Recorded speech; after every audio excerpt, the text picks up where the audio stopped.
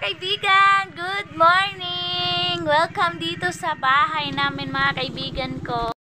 Kaibigan, blessed morning kasi maayos yung buhay natin and good health po mga kaibigan.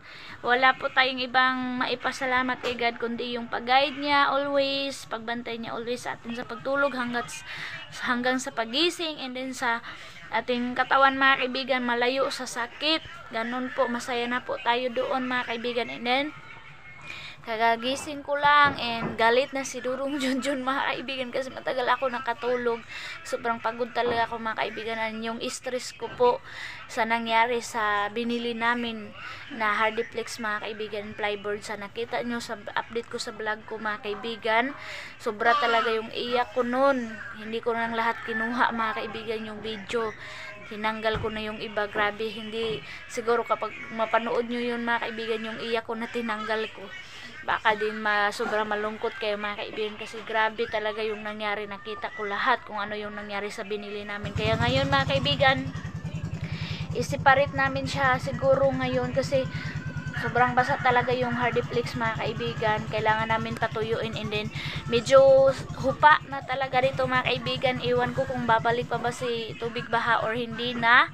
And then malinis na po yung dryer kaya kailangan namin ipatuyo ngayon sa araw yung mais natin mga kaibigan para ma-stack na siya, para hindi po masira mga kaibigan kasi meron pa tayong bigas.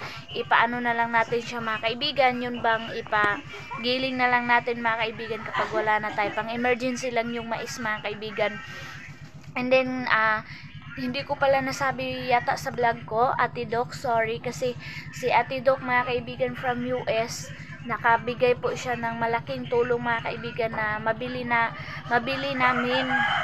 ko yung dingding at sa pangsahig mga kaibigan. Malaki po yung bigay ni Ate Doc from US sa akin na matulungan niya po ako na mabili ko po yun. Kaya maraming salamat Ate Doc sa pagtulong mo sa akin na mabili ko po yung pangdingding, kasi sobrang nag-alala si Ate Doc na gusto niya sana mga kaibigan na kapag hindi pa baha nakalipat na kami, pero kaso mga kaibigan mahirap talaga yung proseso dito sa amin kasi malayo po. Kaya yun po yung update. Thank you sa inyong lahat mga kaibigan, shout out sa inyong lahat mga new subscriber ko, hello, salamat po sa inyo kung saan man kayo, kung saan yung lugar ninyo, or salamat po sa pagbigay ng time sa akin. Nagka-rainbow na dun sa bahay mga kaibigan, wow. Tapos ayan po yung hitsura dito mga kaibigan, nakikita na po yung lupa, and then nilinisan nila yung dryer kaya makalagay na tayo. And then yung bahay natin mga kaibigan, kalabira pa rin, kaya at least nandyan na po yung materyales. Kaya yung ano naman natin mga kaibigan, update ko talaga yung pag-anuhan na naman natin, paghandaan is yung pang sliding window po. Kaya yun po. Good morning, good afternoon, good evening mga kaibigan. Mga kaibigan, makapatuyo na tayo sa ating mais. And kailangan ko ipasok sa sako mga kaibigan ito ngayon. Kasi mag-ano po ako. Kasi pagrating ni Durong Junjun galing nanguha ng kumpay sa Kalabaw mga kaibigan, siya po yung mag-alsa mga kaibigan. Papasok ko yan sa sako. Hanggat hindi pa siya nakarating mga kaibigan, ako muna. Grabe yung gas.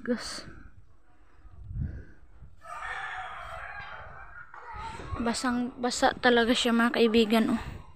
Kaya ginanya namin siya pagkalagay para matuyo mga kaibigan. Tuyo siya. And then ito, kailangan to i-separate mga kaibigan siguro kasi yung iba hindi na tuyo. Yan. Sobrang putik. Grabe yung putik mga kaibigan nito. Yan ang dami nito mga kaibigan. Dami kasi sabi sa akin sana yung kolorop na lang daw yung binili namin na pangdingding mga kaibigan. Kaso mga kaibigan, sabi ko nga mas madaming magagamit mo kapag yung kolorop kasi maliit lang yung malagyan mga kaibigan. Siguro ganyan lang. Pero yung Hardiplex mga kaibigan, maluwag siya. Malaki yung mapaglagyan niya mga kaibigan. Kaya save tayo sa Hardiplex. And then maganda naman yan mga kaibigan. Kailangan talaga lang ng pintal. Yan, si Nini muna yung pinapasok namin sa mais kasi meron kaming trinabaho ni Dudong Junjun na siguro mga kaibigan makakatulong na madali matuyo yung nabasa namin na materialis. Nakakatulong po yung pako ng mais mga kaibigan. Ayan yung ginawa namin, oh. Ginanito na namin mga kaibigan. Nilagyan namin ng space talaga para papasok yung hangin para mabilis matuyo mga kaibigan. Ayan. And saka yung Hardiplex din mga kaibigan, ayan nakikita nyo, basa po siya. Ayan yung tuyo, ayan.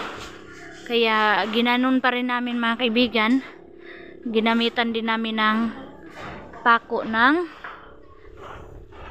yung ano mga kaibigan ba, ng mais, tama ba, pako ba yan mga kaibigan. So ayan, meron ng space, papasok na si hangin dyan para patuyuin niya ng mabilis. Ayan. So, dito parang kailangan niyang anghal. Oh. Ito yung kabisihan namin ngayon para matulungan natin na matuyo ng maayos yung Hardiplex mga kaibigan. Ayan. Kailangan i-assemble. 32 pieces po itong Hardiplex mga kaibigan na kailangan namin i-separate. Kaya grabe yung trabaho na ito mga kaibigan. Ayan si Dudong Junjun. Ha? Wow.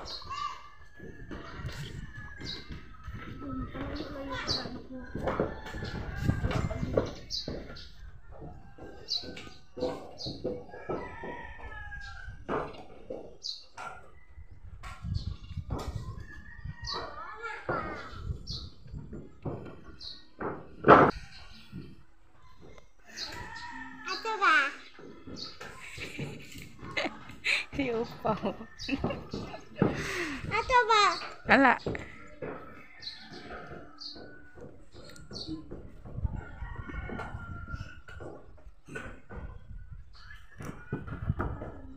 Ayaw.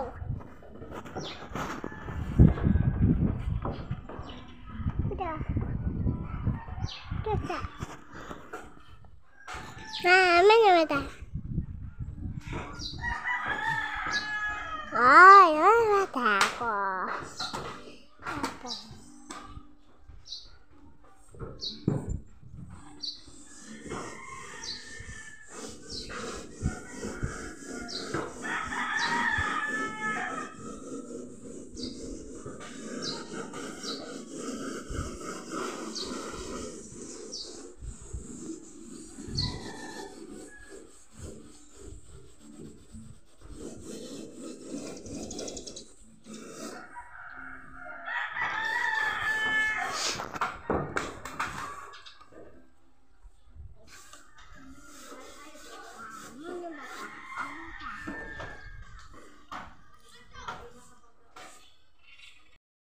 Kita nyo na nalunod talaga ito mga kaibigan kasi ayan na, grabe ang kapal ng lupa at saka basang basa siya mga kaibigan. Kaya nagpapasalamat talaga kami mga kaibigan kay Lord kasi nakuha namin mga kaibigan kahit ano yung pagsubok na naanuhan namin na mga kaibigan, nalabangan namin. Grabe, hindi na po namin ito mabili kung na-damage ito mga kaibigan. Saan kami magkuha ng ano namin ito, yun bang itapal ba. Kaya grabe yung nangyari mga kaibigan. Ayan, oh, balas po yung naanuhan mga kaibigan. Kaya kailangan natin kunin kahit papano, kunan natin ng makapal na lupa mga kaibigan para hindi masyado ma-stress yung Hardiplex natin. Kaya ganito dito ka critical mga kaibigan kapag nagpagawa ng bahay.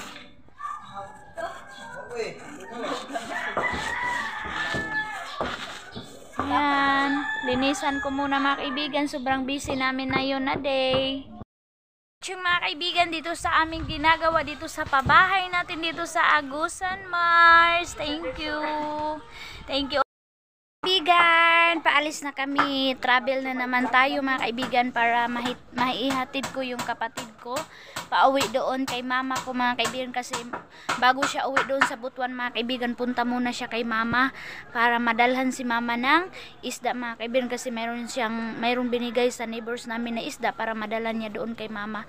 And sabi niya mag-visit muna siya kasi matagal-tagal din siya mga kaibigan makauwi sa amin kaya lubos-lubusin niya mga kaibigan habang nandito pa siya.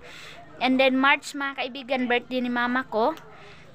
Mag 61 na po siya, babalik daw siya mga kaibigan and kami kung ano ba yung pahanda namin, budget mga kaibigan kailangan namin. So tara, alis na po kami mga kaibigan.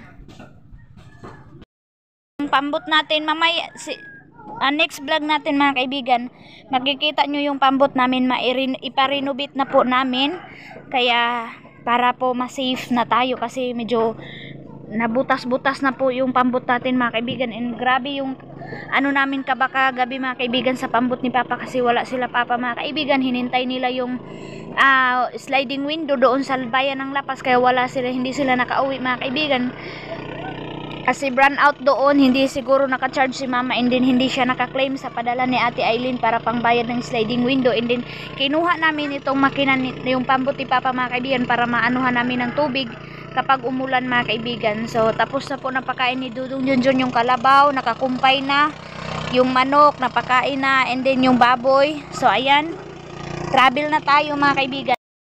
Hi King, hi Nini, bye bye Pau Pau, si Pau Pau. Bye bye. And then si King, sinama niya si Clavio mga kaibigan, si Clavio. So ayan, bye bye Agusan Mars. Bye bye Agusan. Ngayon na day is kukunin na po nila mama yung sliding window kaya sasama ako kay Dudong Junjun para ma-update ko sa inyo mga kaibigan and kung makukuha ba or hindi kaya excited na kami. Yes, sa wakas malagyan na po ng sliding window yung pabahay ni Ate Aileen dito sa Agusan Mars. Ayun si Dudong Junjun, hi. Hi.